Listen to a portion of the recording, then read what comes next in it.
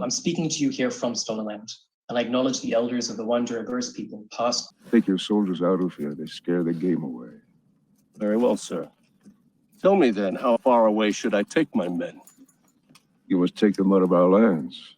What precisely are your lands? These are the lands where my people lived before you whites first came. I don't understand. We whites were not your first enemies. Why don't you demand back the land in Minnesota where the Chippewa and others forced you from years before? The Black Hills are sacred land given to my people by Wakantonka. Not very convenient to cloak your claims in spiritualism. And what would you say to the Mormons and others who believe that their God has given to them Indian lands in the West? I would say they should listen to Wakantonka.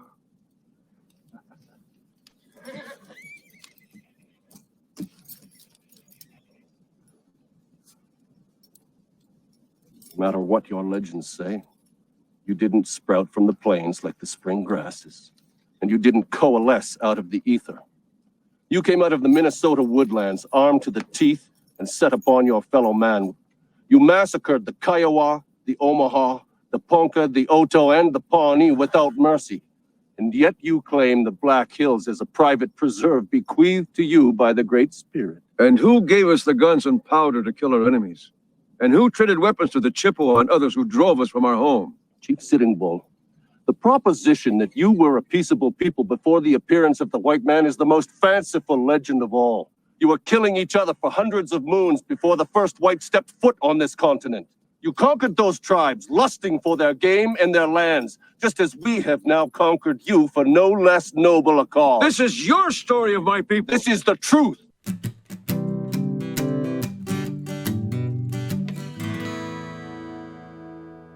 I would like to start this off by acknowledging that these are the stolen lands of the Homo erectus. I'd also like to acknowledge my part as a Homo sapien in the eradication of our completely noble and peaceful brothers, the Neanderthals. And I would like to bow our heads and apologize for that for just a moment. Actually, I don't think that's necessary because I'm pretty sure, according to most of the things I've seen on Land Acknowledgement, that you only have to go back a few hundred years. Hello and welcome to more woke stories. I decided recently I'm going to try to do a new kind of series where something along the lines of Googling stupid shit, where it's exactly what it sounds like. I Google stupid shit and I take that down the rabbit hole. So I Googled a stupid shit, and I'll tell you what it is at the end. But first, I'm going to take you down this rabbit hole. It brought me to Land Acknowledgements. Now, if you've never heard of Land Acknowledgements, just another way to apologize for being white. It's nice to come up with new and creative ways to do that. It's been around for a couple years now, though. I'll show you some examples. I'm going to begin with an acknowledgement of the land. We acknowledge our presence on the traditional territory of many indigenous nations who have and continue to call this territory home. The area, known as Takaronto, has been caretaken by the Nishnawbe Nation, the Haudenosaunee Confederacy, the Huron-Wendat, and the Métis Nation. We also acknowledge our presence on the territory of the Mississaugas of the New Credit First Nation. And celebrate this territory as the subject of the Dish with One Spoon Wampum Belt Covenant, an agreement to peaceably share and care for the Great Lakes region. Now, this is always fun to go over because your instant reaction to it, just like mine, will probably be something along the lines of how far back do we have to go? Because humans have been stealing shit from each other for as long as we've been humans, before we were humans. Now, what is Land Acknowledgement? Well, I already explained it to you. It's white people groveling and apologizing, trying to, as I always say, it's white people trying to separate themselves from being the oppressor class in any possible way they can. There's a couple ways to do that. One is by claiming that you are things that are oppressed. Like, I'm non-binary. I could say that right now, that I'm non-binary, and I'd have to change nothing about myself. I could say that I'm pansexual. I'm married to a woman, so it doesn't really matter. I am those two oppressed identities. That gets me a little bit further away from the white and further away from the male and the heteronormative, all of that shit. That's one way to do it. Another way to do it is to be one of the good whites. And one of the ways to be one of the good whites is to apologize for things that you didn't do. But that's from my perspective. Here is what land acknowledgement is to these people. Land acknowledgements are used when a group of people are gathering as a way to start an open event. It is an acknowledgement and a moment of pause to reflect on the continual occupation of Indigenous lands. It recognizes the relationship that we have with the history of the land and colonialism and how we're going to move forward.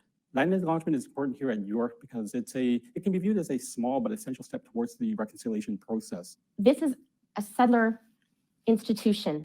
A settler institution.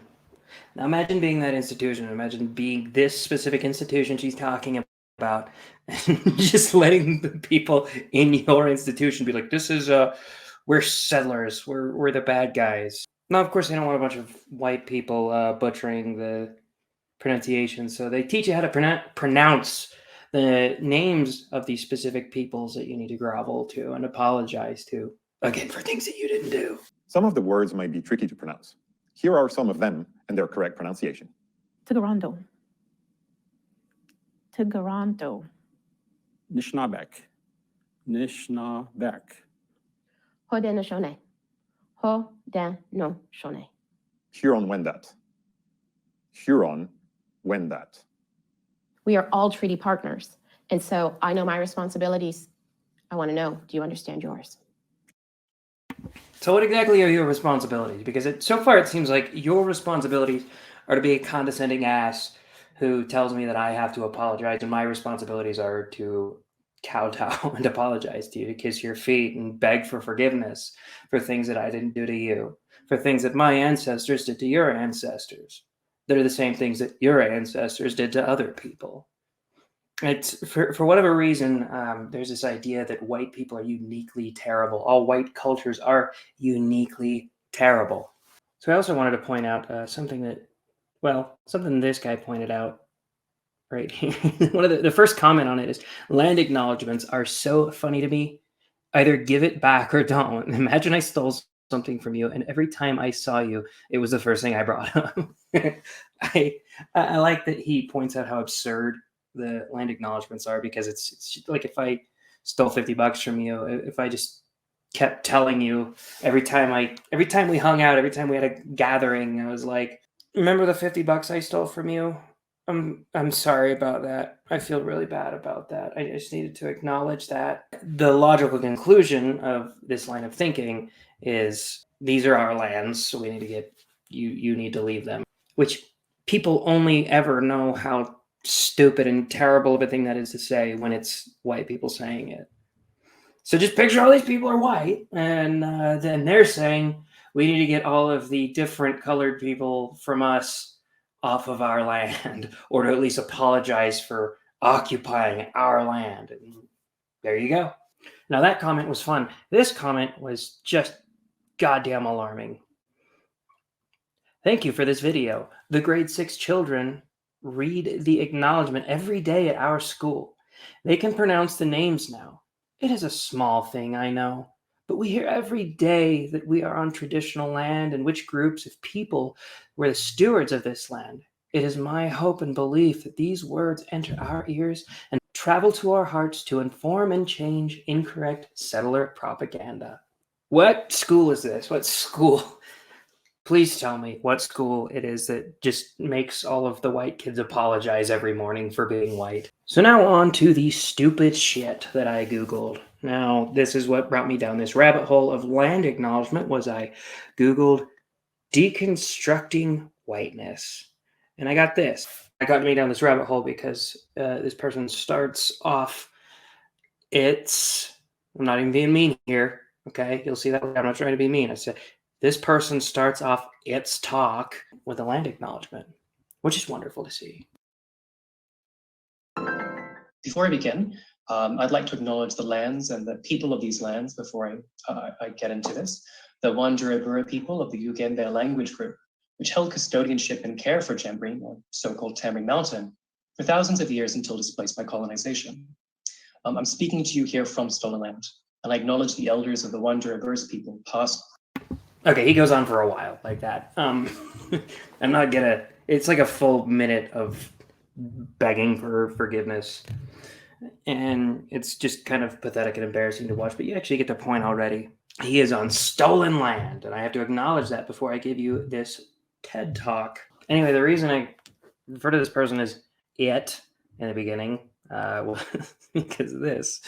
My name is Todell. My pronouns are they, them, and it, and I'm the co-founder of Permaqueer. My pronouns are they, them, and it.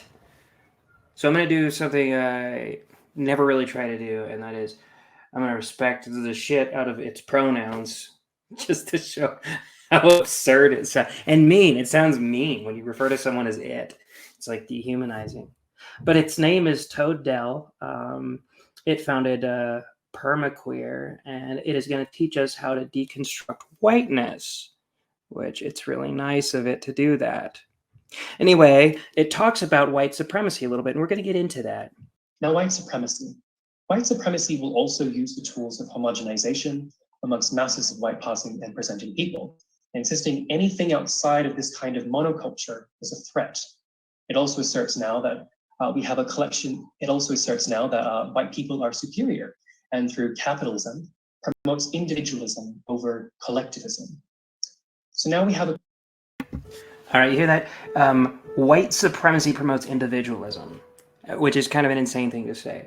People who believe that white people, the group of white people, that group identity, that collective of people, are inherently better, promote individualism, the idea that somebody should be judged on their individual actions rather than any of their group identities. I don't know. I'm dropping the whole it thing. I'm not referring to you as it. That's absurd. I'm done with that. He, clearly a he, obviously. I don't think he understands any of these things that he's criticizing. He's just kind of just throwing shit out there. These are all just buzzwords. These are things that any of these weird lefties will throw out there. It's always, oh, through capitalism, individualism, meritocracy. Anyway, that was all of his video that I was really going to point out to you, because it's annoying as hell. Like, he kind of goes into things about colonization in terms of plant life and how that differs from colonization among humans, obviously. But I got to point out this. This is something that if you get into this stuff, my God, you're going to hear this a lot, this phrase. He says it like 3 or 4 times in this talk, and the description here says it twice. It's talking about Audre Lorde. The master's tools will not dismantle the master's house. And I'm going to get into that in another video. You'll get tired of hearing that, because the master's tools are the things that he mentioned there: capitalism, individualism, anything. If you want to demonize something, you just coin it as being part of the master's tools. If I don't like that we have, yellow houses, I could just say, well, the master's tools were built under a system of patriarchy and cis heteronormativity. Therefore, we need to tear down the yellow houses and we need to build up brown houses or whatever. And you'll see that in the absurd things that they criticize. Things like, I've seen punctuality labeled as something that is a white supremacist value. Anyway, that's all for this video. I hope you enjoy watching me Google dumb shit.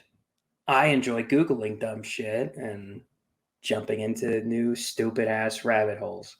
And as always, I'm going to continue hating the fact that you're a straight white male. I hate the fact that I'm a straight white male.